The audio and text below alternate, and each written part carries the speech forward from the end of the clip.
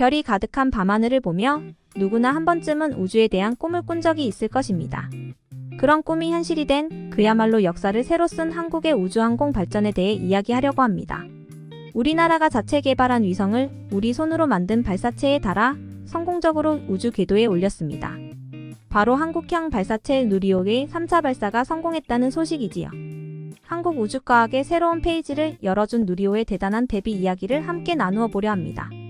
우리나라에서 자체 개발한 발사체 누리호가 목표 궤도에 무사히 도달하고 안정적으로 위성들을 우주로 보내며 한국의 우주 수송 능력을 전 세계에 입증했는데요.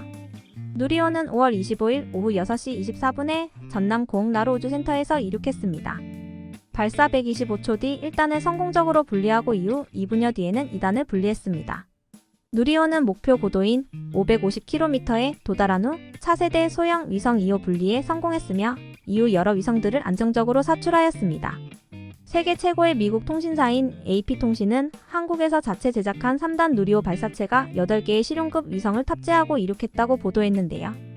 이는 한국이 자체 기술로 처음으로 실용급 위성을 궤도에 안착시키는 핵심 단계로 우리나라의 항공 우주 프로그램 발전에 큰 의미가 있습니다. 또한 이번 성공적인 발사로 인해 한국이 아시아 이웃 국가들과의 우주 경쟁에서 희망을 갖게 될 것이라고 전망했죠. APTN 역시 한국이 자체 제작한 발사체를 이용해 실용급 위성을 처음으로 쏘아 올렸다고 보도하며 이는 작년에 성능 검증용 위성을 탑재한 것과는 다른 큰 의미를 가진다고 설명했습니다. 스페인의 EFE 통신도 이번 발사가 한국의 우주 발사체 운용 능력을 확인시켜줬다고 평가했습니다.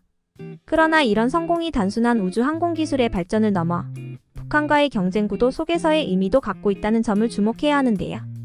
AP는 전문가의 의견을 인용하여 이번 발사가 한국의 군사 첩보 위성 운용과 장거리 미사일 개발 기술에 도움이 될 것이라고 보도했습니다. 이러한 발사체 기술은 북한과의 적대적 경쟁 구도 속에서 더 큰 미사일과 정찰 위성 기술을 확보하는 데도 도움이 될 것이라고 전망하고 있습니다. 한국의 향후 우주 개발 계획에 대해서도 살펴보면 블룸버그 통신은 누리호 프로젝트를 통해 2027년까지 3기의 로켓을 추가 발사할 계획이며 이에 약 16억 달러의 비용이 소요될 것이라고 예상하고 있습니다. 2010년부터 개발이 시작된 누리호는 1.5톤의 위성을 싣고 지구 저궤도까지 올라갈 수 있는 순수한 한국 기술로 만든 발사체입니다. 이번 성공적인 발사로 한국이 세계 7대 우주 강국의 한 멤버로 자리매김하게 되었는데요. 자체 제작한 위성을 자체 제작한 발사체에 탑재해 성공적으로 궤도에 올리는 것을 가능하게 한 나라들은 미국, 프랑스, 일본, 러시아, 중국, 인도 이렇게 6나라뿐이었습니다. 하지만 이제는 우리나라도 세계에서 7번째로 달성하게 되면서 대단한 업적을 쌓게 되었죠. 앞으로는 전 세계에서 한국의 우주과학기술과 첨단 산업을 바라보는 시각이 크게 바뀔 것입니다. 과학기술정보통신부 장관인 이종호는 이번 발사가 다양한 위성 운영과 우주 탐사의 가능성을 다시 한번 확인하는 계기가 되었다고 말했습니다. 특히 민간 기업이 처음으로 참여하며 우리나라의 민간 우주 시대를 가속화시켰습니다. 한국의 민간 우주 산업이 본격적으로 첫걸음을 내딛게 되었습니다. 우리나라에서도 민간이 우주 산업을 주도하는 새로운 시대, 뉴 스페이스 시대가 열리기 시작했죠. 이번 발사는 체계 종합 기업으로 선정된 하나에어로스페이스가 누리호 3차 발사의 체계 종합을 맡아 한국판 스페이스X의 탄생을 기대하게 만들고 있습니다. 이는 한국형 발사체 고도화 사업의 일환으로 민간 기업이 우주 발사체 기술을 정부로부터 이전받는 현상을 보여주는 첫 사례입니다. 우선 하나에어로스페이스의 정세진 상무는 단기적으로 우주 분야에서 수익을 창출할 수 있다고 보지 않는다며 기술을 제대로 익힌 뒤 중장기적으로 글로벌 시장에서 경쟁력을 갖추는 것이 하나의 목표라고 밝혔습니다. 하나에어로스페이스의 우주사업부장 유동환 수석부사장과 발사체 담당인 이준원 상무가 발사통제동 1층 나로우주센터 발사지 센터에 등장하여 누리호 발사 이후 궤도 안착까지 전 과정을 함께 지켜봤습니다. 이 공간은 보통 출입이 철저히 통제되는 곳이지만 이들은 하나에어로스페이스가 누리호 고도화 사업의 체계 종합을 맡게 된 덕분에 입증할 수 있었는데요. 나로우주센터의 발사체 통제센터 LCC에도 하나에어로스페이스의 기술진 9명이 등장하였습니다. 그곳 또한 연구원들이 MDC의 결정에 따라 발사 작업을 진행하는 곳이며 마찬가지로 관계자회 출입금지 구역이었습니다. 이번 참가는 2025년부터 2027년까지 이어질 한국형 발사체 고도화 사업을 이끌 체계종합기업으로서의 하나에어로스페이스의 첫걸음이었습니다. 누리호 3차 발사의 가장 큰 의미는 우주 발사체 기술의 민간 이양이었습니다. 미국 우주기업 스페이스X가 항공우주국 나사의 기술을 이전받아 민간 우주시대를 연 것처럼 한국도 이제 나로와 누리호를 개발해온 정부 출연연구소 항우연의 기술을 민간에 이전하는 시대가 열렸습니다. 하지만 이번 발사가 바로 민간 주도의 우주산업 시대를 보장하는 것은 아닙니다. 우리나라는 우주 발사체와 인공위성을 제작 및 발사할 수 있는 스페이스 클럽의 지위를 강화했지만 세계 시장에서 경쟁력을 갖추기 위해서는 아직 많은 과제가 남아 있습니다. 한국이 민간 주도의 우주 산업으로 진출하려면 여전히 극복해야 할 많은 문제들이 남아있죠. 기술 개발에 대한 끊임없는 투자가 필요한데요.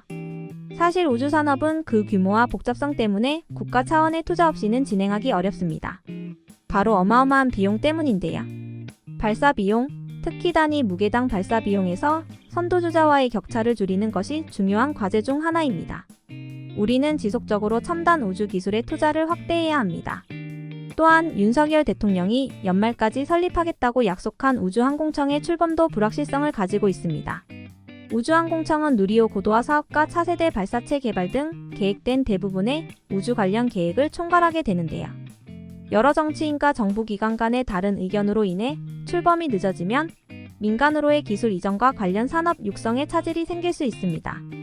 하지만 이번 누리호 3차 발사는 이 도전을 극복하려는 첫걸음이며 우주산업 분야에서 민간의 참여와 기여를 확대하려는 한국의 노력을 보여주는 중요한 사례입니다. 물론 희망적인 모습도 보이고 있습니다. 먼저 누리호의 성공적인 발사는 우리나라의 우주산업에 희망의 불씨를 불어넣었습니다.